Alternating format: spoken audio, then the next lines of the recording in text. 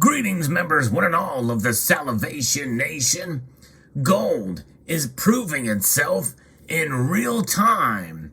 Let's explore.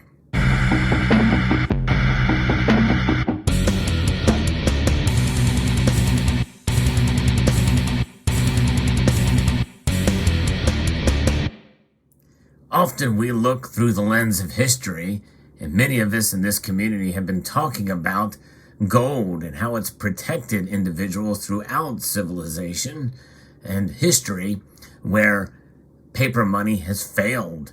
And not only paper money, but also coins and societies themselves. The one thing that has stood the test of time throughout these collapses is gold. And not very often can we say that we can witness history and events that are occurring in the here and in the now.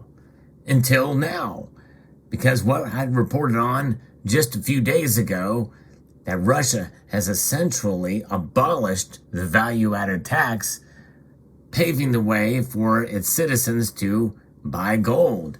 There's several different lessons here, as I referenced an article here from businessinsider.com that talks about what is occurring at an alarming rate. That is that Russians are buying so much of the gold now that the value-added tax has been taken away, that amid the ruble's collapse, that the central bank has halted its own purchases from banks. That's pretty amazing. So what's going on here? Russia's central bank is pausing its gold purchases from banks as the ruble's collapse and Western companies' exit from the country's spurs increased demand from Russians for the precious metal. Make no mistake, the average Russian is a lot smarter than a lot of people think as they are turning to gold. They know the ultimate safe haven. Would we here in the United States be of the same mindset? We can learn from history and we can learn from current events right now with what Russians are doing. According to a report from Reuters, the central bank said household demand for physical gold bars has increased following the abolition of the value-added tax on these operations. Russians have been seeking safe havens for their wealth since the country's attack on Ukraine spurred widespread economic sanctions and the subsequent collapse of the ruble, which is now worth less than a penny. It's amazing how in such short time we're seeing the ruble drop so much. The central bank's pause on gold buying follows the announcement just last month that the financial authority would resume purchasing of the precious metal after commercial banks in the country faced sanctions from the West in response to the attack on Ukraine. According to Bloomberg, Russia is the fifth largest owner of gold globally. In other words, they're very smart to have gold in their own reserves. Now, gold has become one of Russia's last safe havens to preserve their wealth. There's a lesson that can be learned here. We'll talk more of that momentarily. Previously, some Russians had been buying up luxury items like watches and other jewelry as a store of value to defend against the ruble's tumble to historic lows. In fact, when you think about luxury items, we're also seeing an uptick in buying art and other items that have long since kind of been forgotten about as ways to invest or protect yourselves. In fact, even things like Pokemon cards have made a comeback in recent years, and other things, nostalgic items, especially since the pandemic, have kind of upticked. And so, but we're seeing things like luxury items store up in value, but then gold is the ultimate safe haven. And I think they really realize that it's the most liquid and recognized.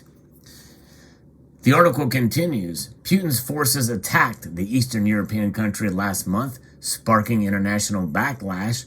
The U.S. and European Union have since banned exports of luxury goods to Russia, among a bevy of other sanctions that have rattled the country's economy, and many Western companies have stopped doing business there, leaving Russians with little else to turn to besides gold. But I would venture to guess that even if they still could get those items, trade might be very difficult, and liquidity might be kind of difficult. It just depends on what the item is. But gold, no matter what form, in fact, they talked about bars in this video, but we can see here that I have a variety of different coins and even rounds that sell for very little over spot.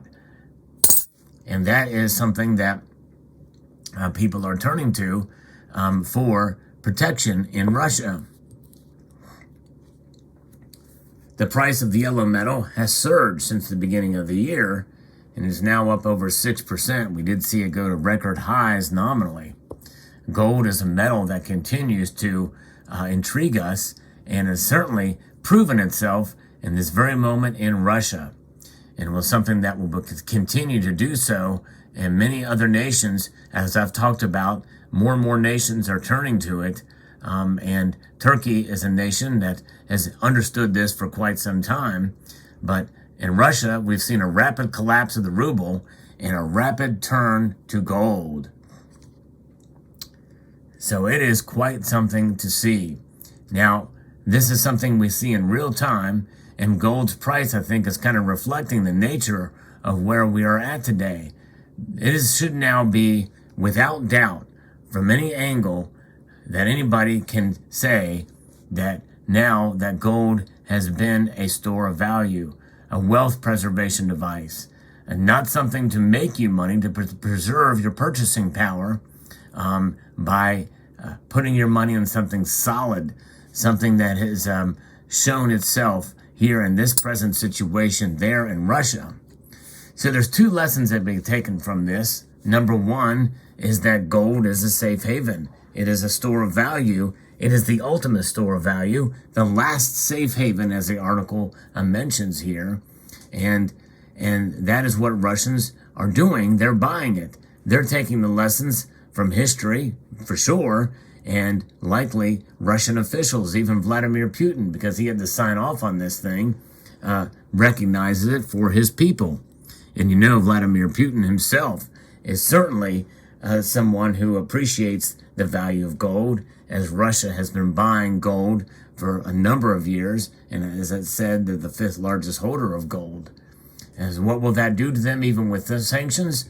I think it could still serve them well, because likely they will find other avenues and channels from which to transact that gold and for whatever they need in order to keep things going in Russia, one way or the other, whether it be for beneficial purposes, less likely, or nefarious purposes.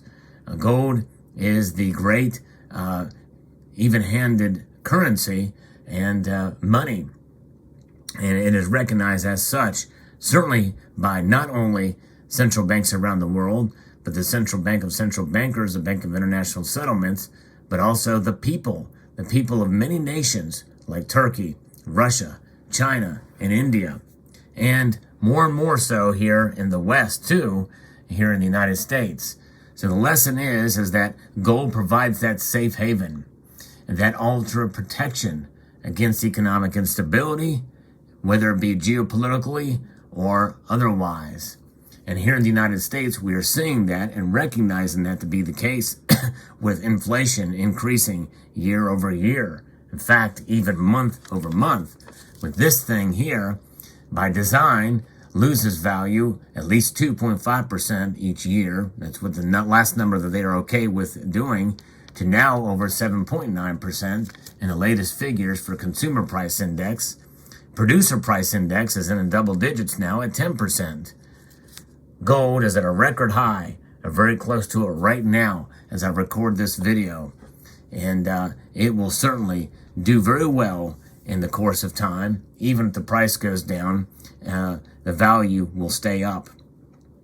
Now, the other lesson learned from this is something about, how people can be punished for the purchases of goods and services. That's what the value-added tax is. It's a punishment for people who simply want to preserve their wealth with metals that, and even of coins of their own country, just depending on what the laws are in any given nation. But I think any tax on these metals is a punishment. So when you take that tax away or greatly reduce it, you take away a huge hurdle, especially if it's a 20% tax, in order to buy these metals and protect yourselves. And I don't care what kind of nation you are in, and what kind of system you have.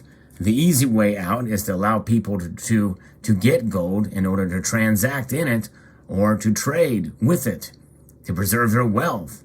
A nation that wants to so oppress their people to where they can't even get by with the menial things in life, and they use the gold to do it, to preserve their purchasing power. I don't think anybody would want that if they want to have a nation at all. But nonetheless, that is another very valuable lesson here in this story, as we are seeing gold prove itself in real time right now in Russia under duress. People are turning to gold, and my guess is that record demand for it in Russia, considering what's happened to the ruble, means that there is some people out there in Russia who maybe a month or 2 months ago had no idea what gold could do. Word spreads fast in a situation like this, which is why that if there's ever a scenario where our currency collapses, or worse, like an SHTF scenario, word would spread very fast, very, very fast about the value of gold and silver as well.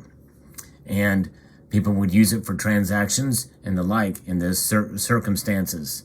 Now, obviously, if it's a disaster, if it's an absolute disaster, where there's a bomb that goes off, or nuclear, or power grid failure, that type of thing, obviously it would take some time to rebuild society if there's some sort of destructive nature to the SHTF scenario. But once things are back in order and some sort of local government is reorganized, or some organization of communities, neighborhoods, you could transact in gold and silver, as well as goods and services. So there you have it. Real-time, provable worth gold is. I hope you found this video insightful. Let me know what your thoughts are in the comment section below. I'd like to extend a multitude of gratitude to you all for taking the time to watch, and encourage you to please rate, share, comment, and subscribe.